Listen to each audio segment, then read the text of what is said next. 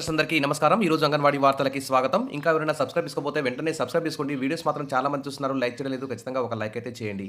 ఇక వివరణకెళ్తే తెలంగాణ అంగన్వాడీ కేంద్రాలకు సొంత భవనాలు, మౌలిక సదుపాయాల కల్పన, టీచర్లకు ఆధునిక 5G ట్యాబ్ల పంపిణీ రాష్ట్ర ప్రభుత్వం కీలక నిర్ణయం అంటూ ఇక్కడ న్యూస్ అయితే చూస్తున్నాం. మరి వీటన్నిటికి ముందు అంగన్వాడీ టీచర్లకు, ఆయాలకు కనీస వేతనాలు 26,000 అమలు చేసి ఏ పథకం ప్రవేశపెట్టినా కానీ అంగన్వాడీ టీచర్లు, ఆయాలు సక్సెస్ చేసే అవకాశం ఉంది.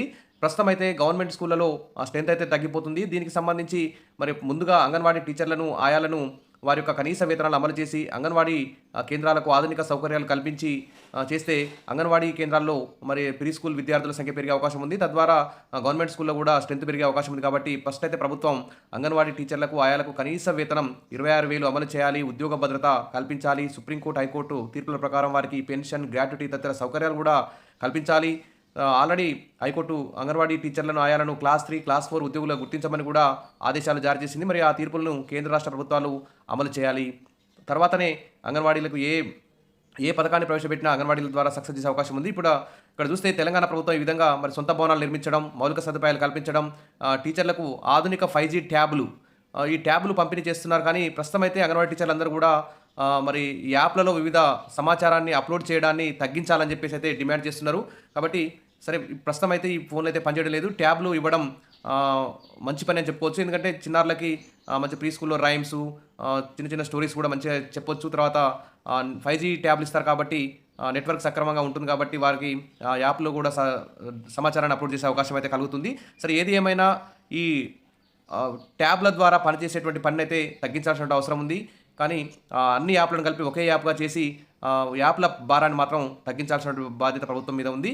ఇక రాష్ట్ర వ్యాప్తంగా అంగన్వాడీ కేంద్రాలను ఆధునీకరించాలని తెలంగాణ ప్రభుత్వం నిర్ణయించింది. సొంత భవనాలు నిర్మించడంతో పాటు 6 ఏళ్లలోపు చిన్నారులకు ప్రీ స్కూల్ విద్య అందించేందుకు వీలుగా మౌలిక సదుపాయాలు కల్పించాలని చూస్తోంది. ఇక జీహెచ్ఎంసీ పరిధిలో అంగన్వాడీ కేంద్రాలకు దూరంగా ఉన్న చిన్నారుల కోసం ప్రత్యేకంగా 23 మొబైల్ అంగన్వాడీ కేంద్రాలను కూడా సిద్ధం చేస్తుంది. ఇక ప్రీ ప్రైమరీ విద్యలో ప్రవేశం పొందిన చిన్నారులందరికీ యూనిఫామ్, బూట్లు అందించనుంది.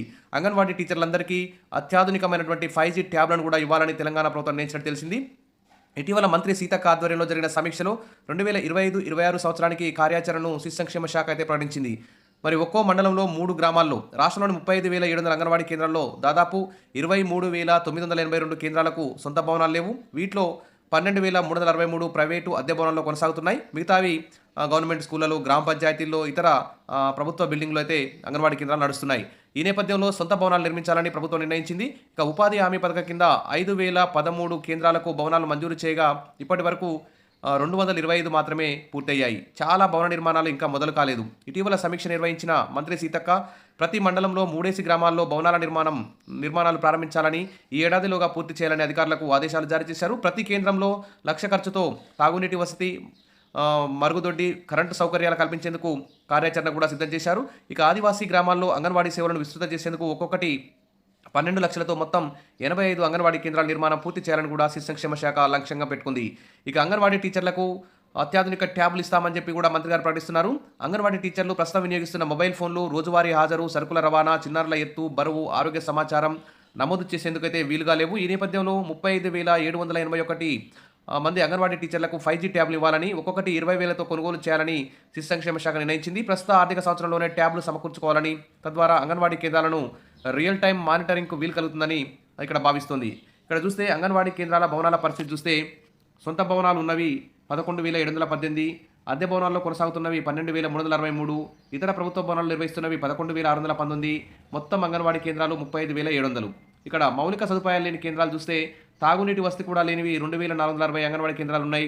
మరుగుదొడ్లు లేకుండా 16,400 13 కేంద్రాలు ఉన్నాయి. కరెంటు సౌకర్యం కూడా లేనివి 20,392 అంగన్వాడీ కేంద్రాలు ఉన్నాయి. కాబట్టి ప్రతి అంగన్వాడీ కేంద్రానికి సౌకర్యాలను కల్పించాలి. ఫ్రీ గ్యాస్, ఫ్రీ కరెంటు ఇవ్వాలి. మెను బిల్లు కూడా పెంచాలి. ముఖ్యంగా అంగన్వాడీ టీచర్ల, ఆయాలకి కనీస వేతనాలు అమలు చేస్తే మంచిగా ఉంటుంది. ఇక మేడే సందర్భంగానైనా మరి ప్రభుత్వం కనీస వేతనాల అమలు కూడా కీలక ప్రకటన చేయాలని చెప్పి అంగన్వాడీ యూనియన్లు అయితే ఆశతో ఎదురు చూస్తున్నాయి. ఇంకో విషయం చూస్తే అంగన్వాడీ కేంద్రాలకు మే నెల మొత్తం వేసవి సెలవులు ఇచ్చారు. ఇక మే 1 నుంచి మే 31 వరకు మినీ అంగన్వాడీలు, మెయిన్ అంగన్వాడీలు, ప్రీ స్కూల్ విద్యార్థులు, చిన్నారులందరికీ, గర్భిణీలు అందరికీ కూడా సెలవు అయితే ప్రకటించారు. CITU పోరాట ఫలితమే అంగన్వాడీ కేంద్రాలకు మే నెలంతా సెలవులు నిర్ణయం.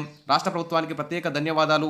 సిఐటియు రాష్ట్ర అధ్యక్షురాలు కె. సునీత, ప్రధాన కార్యదర్శి తదితరులు అయితే తెలియజేస్తున్నారు. ఇతర సేవలు అందించడం కోసం అంగన్వాడీ ఉద్యోగులందరూ కృషి చేయాలి అంటూ డైరెక్టర్ కాంతి వెస్లీ అయితే సంబంధిత అధికారులకైతే ఆదేశించారు.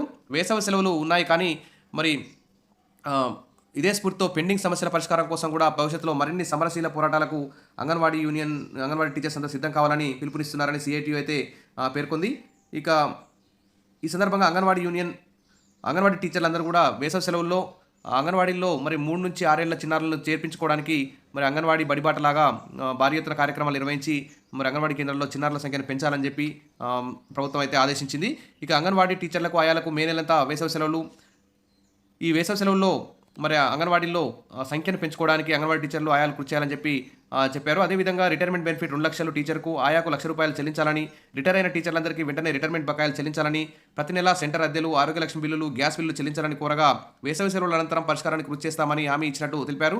అంగన్వాడీ టీచర్లు, ఆయాలు కేంద్రాలకు వచ్చే పిల్లల సంఖ్య పెంచాలని, ఇప్పటివరకు ఉన్న పిల్లలను ప్రభుత్వ పాఠశాలలకు ప్రమోట్ చేయడానికి కృషి చేయాలని కమిషనర్ కోరారని వివరించారు. ఇది ఒక గుడ్ న్యూస్ అని చెప్పుకోవచ్చు. Wish all the best. మరిన్ని అప్డేట్స్ కోసం మన ఛానల్ని ఫాలో అవుతుండండి. వీడియోస్ అయితే లైక్ చేస్తూ ఉండండి. Thank you.